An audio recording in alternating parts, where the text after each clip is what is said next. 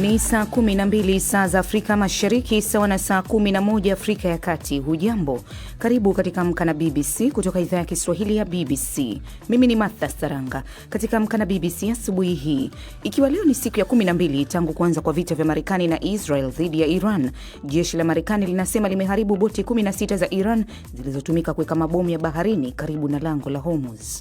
Kampuni ya Kitanzania Taarifa Limited inayomilikiwa na Rostam Aziz kushika hatamu za usimamizi wa shirika la habari lenye ushawishi mkubwa zaidi nchini Kenya. Sekta ya habari na matarajio gani? Matarajio yetu ni ya kwamba Bwana Aziz ataendelea na yale maadili ambayo alikuwa amekuwa kule na Dakar, kuangalia maslahi ya wananchi. Na kufuatia ongezeko kubwa la watu wanaotumia upasuaji wa kukata tumbo ili kupunguza uzito wa mwili, tunaangazia ni ipi sababu ya mabadiliko haya na tahadhari gani ya kuzingatiwa. Tunatambua kwamba sio kila anayetaka upasuaji anastahili, na kwa hiyo ni sehemu muhimu sana ya kazi yetu.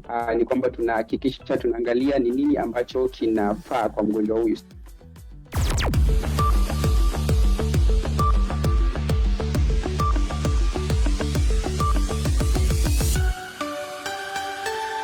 Kwanza muktasari wa habari za dunia na Florian Kaijage. Asante Martha Saranga. Jeshi la Marekani linasema limeziteketeza meli maalumu 16 za kivita za Irani zilizokuwa chini ya bahari jirani na mlango bahari wa Hormuz, njia kuu ya usafirishaji wa mafuta. Kamandi kuu ya Marekani ilichapisha video kwenye mtandao wa X iliyoonyesha boti kadhaa zikilengwa na makombora na kulipuka. Hatua hiyo imekuja baada ya Rais Trump kuionya Irani dhidi ya kuweka meli kwenye njia ya maji, akisema madhara ya kijeshi kwa Irani yatakuwa katika kiwango ambacho hakijawahi kuonekana. Taarifa za muda mfupi uliopita zinasema ving'ora vya mashambulizi ya anga vimesikika kote Israel baada ya wimbi jipya la mashambulizi ya Iran yaliyofafanuliwa na shirika la utangazaji la serikali ya Iran IRIB kuwa mazito zaidi tangu vita hivyo kuanza. Israel inasema ulinzi wake wa anga ulizuia makombora kuelekea nchini humo. Serikali ya kijeshi ya Sudan imeitaka Marekani kulitangaza kundi la Rapid Support Forces RSF kuwa ni la kigaidi. Esther Wambano na maelezo zaidi. Hatua hiyo imekuja siku moja tu baada ya Washington kulitaja kundi lenye uhusiano na serikali, Sudanese Muslim Brotherhood, kundi la kigaidi. Washington imedai kundi hilo lilikuwa limefunzwa na kuungwa mkono na utawala wa Iran. Wizara ya mambo ya nje ya Sudan inaishutumu RSF kwa kukiuka sheria za kibinadamu na kufanya uhalifu wa kivita. Jeshi la Sudan limekuwa katika vita ya kikatili vya wenyewe kwa wenyewe na RSF kwa takriban miaka 3 sasa. Mwanamke anayedaiwa kufyatua risasi nyumbani kwa wanamuziki wa Marekani Rihanna huko Los Angeles mwishoni mwa juma amefunguliwa mashtaka ya kujaribu kuua. Ivana Risset Otis mwenye umri wa miaka 35 alikamatwa baada ya kudaiwa kukimbia eneo la tukio. Waendesha mashtaka walisema wakati kulikuwa na watu kwenye makazi ya mwanamuziki huyo wakati wa shambulio hilo, hakuna aliyejeruhiwa. Haijulikani iwapo Rihanna mwenyewe alikuwa nyumbani wakati huo. Na wataalamu wa afya huko Massachusetts wameanza kutumia akili mnemba kuvumbua dawa mpya dhidi ya ugonjwa wa Parkinson unaoathiri mfumo wa fahamu. Usugu wa dawa dhidi ya magonjwa yanayosababishwa na bakteria kama vile kisonono na magonjwa mengi ya damu, maendeleo ambayo wanasayansi wengi hawakuwahi kufikiri yanawezekana. Kwa takriban nusu karne binadamu wamekuwa wakipoteza polepole mapambano dhidi ya bakteria. Silaha zenye nguvu zaidi zilizopo katika mapambano hayo ni antibiotics, zinazidi kufanya kazi kadiri usugu dhidi ya dawa unavyoenea. Takriban watu 1.1 sasa hufa kila mwaka kutokana na maambukizo ambayo hadi hivi karibuni yalikuwa yakitibiwa kwa urahisi, na idadi ya vifo inatarajiwa kuongezeka hadi zaidi ya 8 ifikapo mwaka 2050 iwapo hatua za haraka hazitachukuliwa. Hii ni BBC.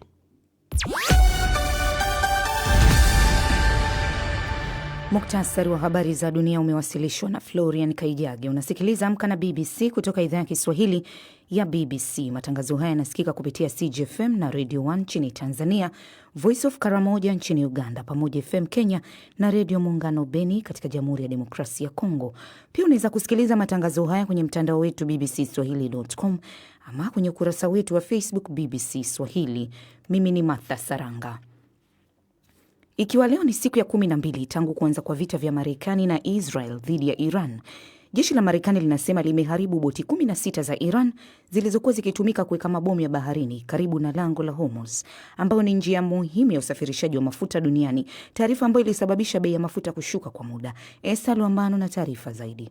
Makao makuu ya jeshi la Marekani ilichapisha video kwenye mtandao wa X ikionyesha boti kadhaa zikilengwa na makombora na kulipuka. Rais wa Marekani Donald Trump amesema jeshi la Marekani limeharibu boti zaidi ya 10 za Iran zilizokuwa zikitumika au kushukiwa kutumika kuweka mabomu ya baharini. Katika chapisho lake katika mtandao wa kijamii X, Trump alisema, "Nina furaha kuripoti kwamba ndani ya saa chache zilizopita tumepiga na kuharibu kabisa boti au meli 10 zisizo na shughuli zilizokuwa zikihusishwa na uwekaji wa mabomu ya baharini na nyingine zitafuata," aliandika. Awali ikulu ya Marekani, White House, ilikanusha taarifa kwamba Marekani ilikuwa inasindikiza meli za mafuta kupita kwenye mlango huo wa bahari. Kauli hiyo ilipingana na chapisho la waziri wa nishati Chris Wright kwenye mitandao ya kijamii. Chapisho hilo lilisababisha bei ya mafuta kushuka kwa muda, lakini baadaye bei hizo zilipanda tena. Kufungwa kwa njia ya Strait of Hormuz kumeathiri usafirishaji wa mafuta kutoka Ghuba ya Uajemi na kusababisha wasiwasi mkubwa katika uchumi wa dunia. Ikulu ya Marekani imesema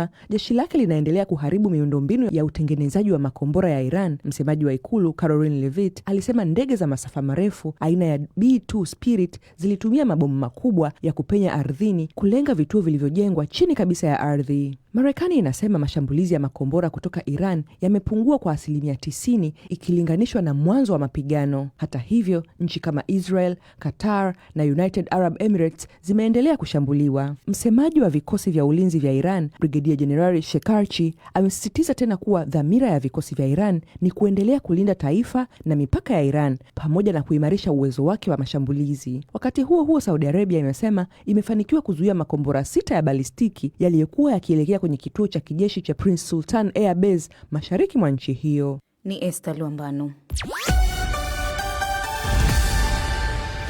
Mfanyabiashara wa Tanzania Rostam Aziz amenunua hisa nyingi za kampuni ya habari ya Nation Media Group NMG, ambayo ni kampuni kubwa zaidi ya vyombo huru vya habari katika ukanda wa Afrika Mashariki na Kati. Hatua hii inamaliza umiliki wa miaka 66 wa kampuni hiyo iliyokuwa chini ya Aga Khan Fund for Economic Development, ACFED. ACFED ilitangaza Jumanne jioni kuwa imekubali kuuza hisa zake zote katika kampuni ya NPRT Holdings Africa Limited, ambayo ndio inamiliki 54.08% ya hisa za Nation Media Group. Hisa hizo zimenunuliwa na Taarifa Limited, kampuni inayomilikiwa na Rostam Aziz. Kwa kufanya hivyo, Aziz sasa anakuwa mmiliki mkuu wa NMG na umiliki pia Mwananchi Communication ya Tanzania na Monitor ya Uganda. Nation Media Group ilianzishwa mwaka 1959 na Karim Aga Khan wa 4. Tangu wakati huo imekuwa na kuwa moja kampuni kubwa za vyombo vya habari katika kanda Afrika Mashariki. Sasa hatua hii ina maana gani kwa kampuni ya Kitanzania Taarifa Limited kushika hatamu za usimamizi wa shirika la habari lenye ushawishi mkubwa zaidi nchini Kenya? Eric Oduor ni katibu wa chama cha waandishi wa habari nchini Kenya. Hii ni hatua ambayo tutakuwa tunaangalia kimakini sana, maanake ukiangalia kampuni ya Nation Media Group ni kampuni ambayo ilikuwa na desturi yake. Ilikuwa na desturi ya kuangazia uhuru wa wanahabari na pia kuangalia wanahabari ama vyombo vya habari zinachangia kwa uongozi mwema na pia kuwa na jamii ambayo inaongozwa vyema. Kwa hivyo sasa sisi kama chama cha wanahabari tutakuwa tunaiangalia kimakini, tuona kwamba huyu mmiliki mpya ambaye anakuja Aziz ataendelea na ile desturi iliyowekwa na Aga Khan kule katika hiyo kampuni ya kuangalia kwamba vyombo vya habari zinaangazia maslahi ya wanahabari na sio faida. Kwa hivyo baada ya miaka 66 ya uandishi wa habari unaozingatia misingi ya maadili chini ya usimamizi wa Aga Khan, kujiondoa huku kuna maana gani kwa uhuru wa uhariri wa shirika hili kubwa zaidi la habari katika kanda ya Afrika Mashariki? So iwapo huyu mwekezaji mwenye amekuja ataangazia mambo ya faida badala ya kuangalia vile Aga Khan alikuwa anaangalia maslahi ya wananchi na kuangalia kwamba tuko na uhuru wa wanahabari na pia wanaangazia yale ambayo yanatendeka katika jamii, basi kutakuwa na tatizo. Iwapo atakuja na sema ya kwamba basi sisi tutaendelea na zile desturi na kanuni ambazo zilikuwa zimewekwa kule na maadili ambazo zilikuwa zimewekwa na Aga Khan, basi hapo tutasema ya kwamba tutakuwa na tunaona bado kama kuna mambo yataendelea vizuri. Rostam Aziz aliwahi kumiliki kampuni ya habari ya New Habari iliyofungwa rasmi mwaka 2002. Pia kwa miongo kadhaa amekuwa na ushirika wa karibu na serikali ya Tanzania na chama tawala CCM. Hii inaweka sura gani katika umiliki wa vyombo vya habari wa NMG? Matarajio yetu ni ya kwamba Bwana Aziz ataendelea na yale maadili ambayo alikuwa amekuwa kule na Aga Khan. Na maadili hayo ilikuwa ni kwamba lazima tuangalie vyombo vya habari kama chombo muhimu sana kuangalia maslahi ya wananchi. Eric Odur, katibu wa chama cha waandishi wa habari nchini Kenya. Sasa leo katika waridi wa BBC kutana na Fatuma Umari maarufu kama Feti One, ambaye anaendelea kuweka alama katika soka la Tanzania akiwa kocha pekee mwanamke katika ligi kuu ya soka Tanzania bara, akifundisha timu ya JKT Tanzania. Akiwa mchezaji wa zamani wa timu ya taifa ya soka ya wanawake Tanzania Twiga Stars katika nafasi ya mlinda lango, amebeba uzoefu wake wa uwanjani na kuugeuza kuwa taaluma ya ukocha, akijikita katika kukuza na kuimarisha uwezo wa walinda lango. Mwandishi wa BBC Omar Mkambara amezungumza na kocha huyo akiwa kambini na timu yake JKT. Kwanza nilikuwa mchezaji miaka 15 iliyopita, national team, goalkeeper namba 1 wa Tanzania. Na baada ya hapo nikaamua kustaafu, kuacha kucheza na kusoma. Yes, kwa kocha wa goalkeeper. Safari mpaka wewe kuja kuwa kocha wa goalkeeper wa timu ya ligi kuu Tanzania bara kwa JKT. Ilikuja vipi na yenyewe? Hiyo bwana, nilivyotoka kusoma nikawa nimeweka vitu vyangu ndani, nikawa naendelea kucheza. Alafu baadaye nilipokuja kuacha nikaingia moja kwa moja kufundisha timu za taifa. Nikapewa under 17 ya boys ambao tulienda nayo Mauritania kwenye mashindano. Pia nilivorudi nikaja nikapewa under 17 ya wanawake. Pia nikaja nikapewa senior team ya wanawake. Kwa hiyo zile qualifiers zote walizoshiriki zile mimi pia nilihusika. Kwa hiyo nilivomaliza kule sasa nikaingia jeshini. Kwa hiyo nilivyoingia jeshini mambo hayakuwa sawa kidogo, nikarudi tena mtaani. Kwa hiyo basi nikakaa tena mtaani kama wiki 2 nikapata shavu Simba Queens. Sasa nimeenda kucheza mechi ya mwisho Mwanza ya ligi kuu ya wanawake, ndio ya ubingwa, tunatangazwa wa mabingwa. Baada ya kumaliza ile mechi napigiwa simu, sasa usiku tunaingia kwenye basi tunatakiwa tusafiri turudi Dar es Salaam. Napigiwa simu. Pokea simu, uko wapi? Niko Mwanza, ndo najiandaa tunarudi Dar es Salaam. Sasa bwana, sikiza hapa kuna ofa JKT. JKT wanawake wanaume. Wakaniambia wanaume. Nikamwambia huko mimi ndo nakokutaka. Kaajiriwa tena JKT, ndo nipo hapa. Napiga kazi. Maisha ya kufundisha timu ya ligi kuu hasa. Umetoka ligi ya wanawake ukiwa mchezaji, ukawa kocha wa ligi ya wanawake, kuja kufundisha timu ya wanaume ya ligi kuu. Utofauti unakuwaje hapo? Kwa mimi sijaonaga utofauti, lakini kwa wanawake ni wepesi sana kukamata.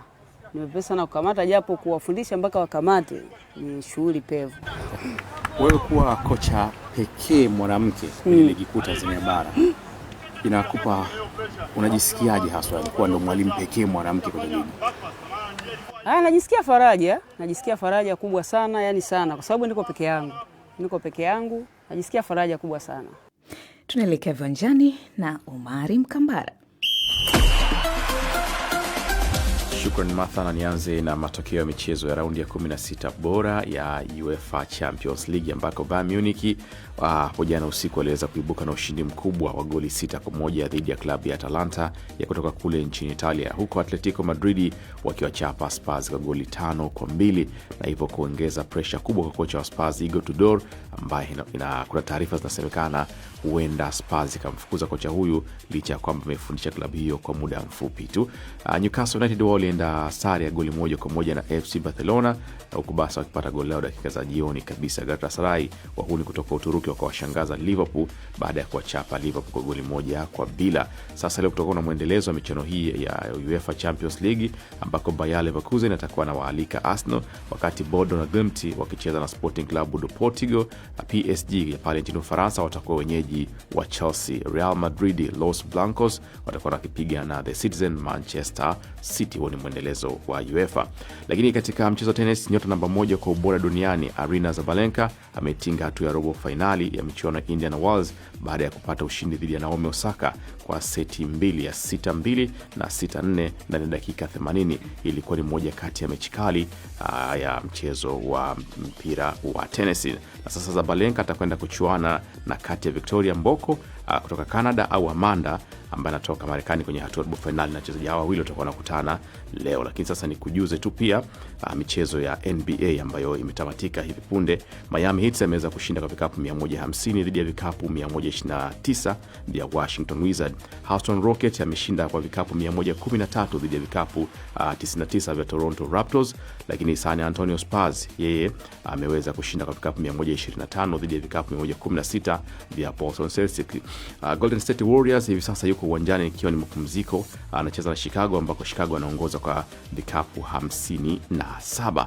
Hayo tu katika michezo, lakini kuna game nzuri pia imeanza sasa hivi, LA Lakers na Minnesota Timberwolves. Asante sana Omari.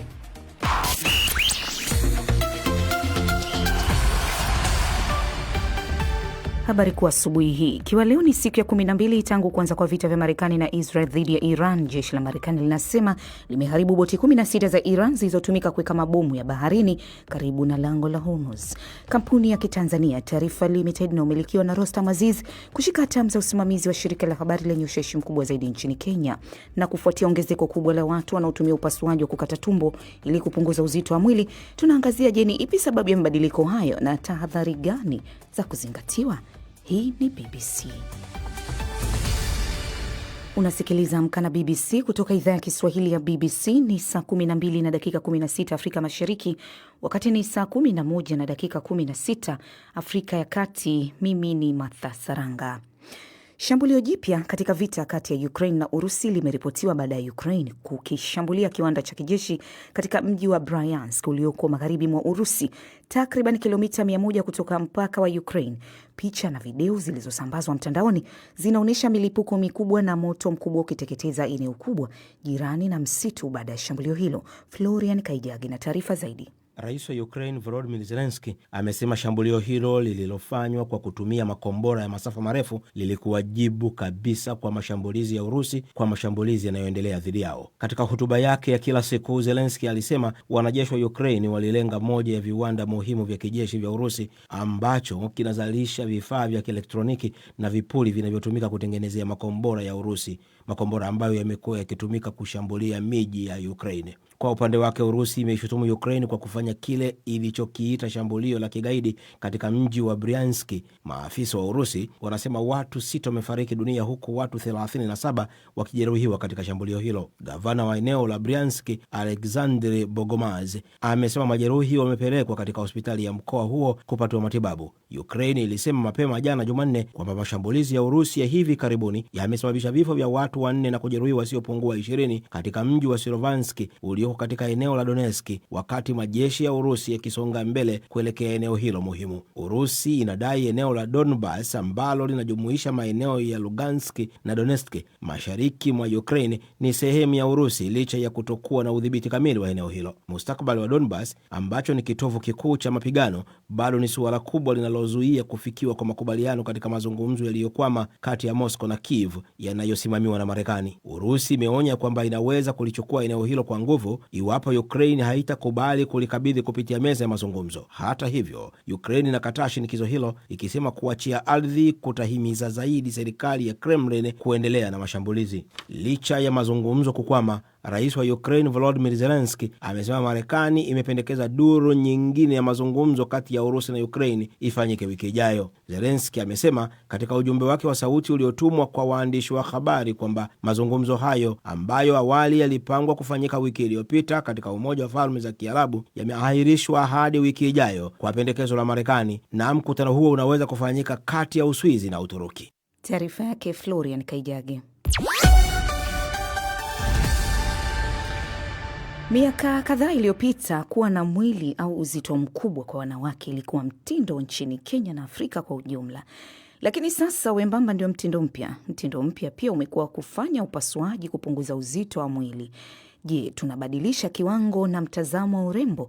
Utafiti wa Wizara ya Afya ya Kenya wa mwaka 2022 unaonyesha kuwa zaidi ya nusu ya wanawake wa mijini wana uzito uliopitiliza ikilinganishwa na 39% katika maeneo ya vijijini. Kuna shida ya kiafya au ni mwelekeo mwingine wa urembo? Haya ni baadhi ya maswali tunayotafuta majibu yake. Nimezungumza na Abdi Indire, mwalimu wa mazoezi, na Dr. Davis Simiyu wa kituo cha kwanza cha upasuaji wa kiafya wa kupunguza uzani wa mwili nchini Kenya. kwa watu wengi mwili wao una kemikali zinazopinga kupoteza uzito. Fikiria mgonjwa kama ugonjwa kama kisukari.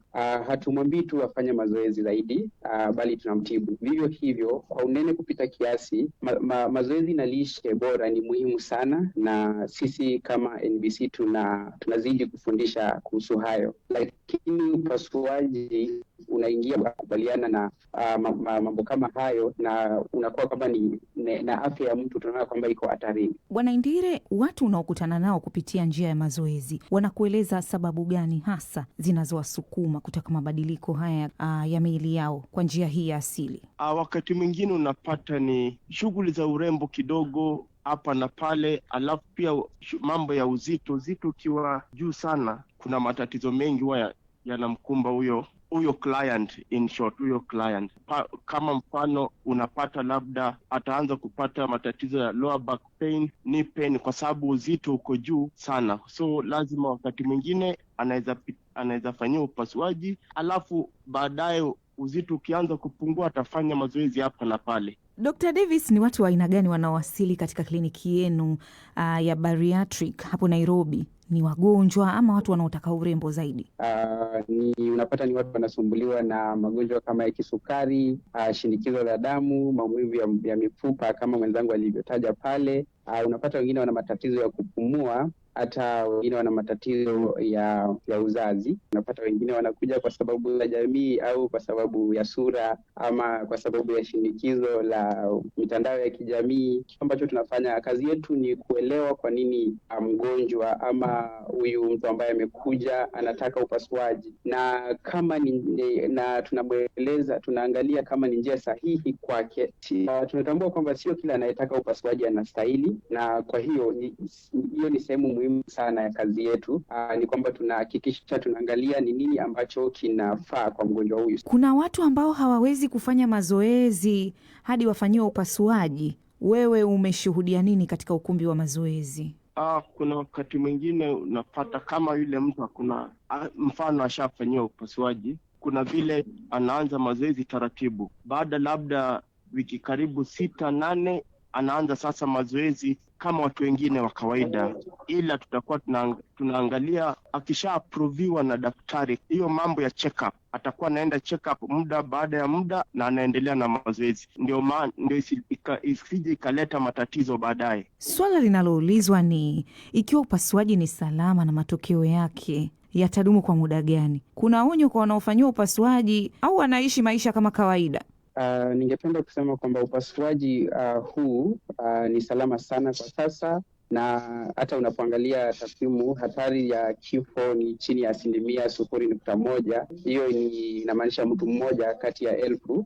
Hii inafananishwa na usalama wa kuondoa kibofu ama upasuaji wowote ule kama wa upasuaji wa magoti.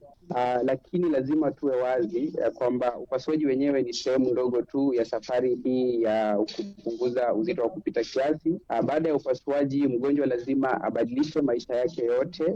Tunazungumzia jinsi anavyokula, kutokunywa maji kwa wakati wa kula na kuchukua virutubishi vya vitamini maisha yake yote. Matokeo yanaweza kudumu kwa miaka mingi, hata miaka 10 na zaidi, lakini ni kwa wale wanaofuata maelekezo ya madaktari wao, na unapata kwamba wanaorudi kwa mlo mbaya wanaweza kuongeza uzito tena. Kwa hivyo inakuwa ni muhimu sana kwa watu ambao wanafanya upasuaji ya kwamba wawe wanafuata maagizo ya madaktari wao na wauguzi wao. Bwana Indire, umewahi kufanya kazi na watu wenye uzito mkubwa. Ni tahadhari gani mnachukua wanapotoka upasuaji? Nishaifanya nao. Kile kitu ufanyika, utapata huyu client lazima afate maagizo ya daktari kiendelea na shughuli za mazoezi.